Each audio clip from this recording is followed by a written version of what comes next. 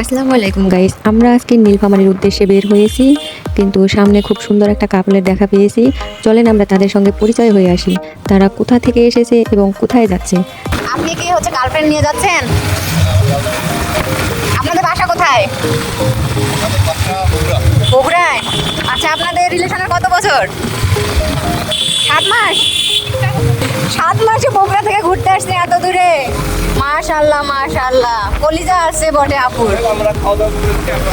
চলেন আপু, আমার সাথে যাবেন আপনারা? আমরা যাবো নীলফামারী। আমাদের বাসা রংপুরে।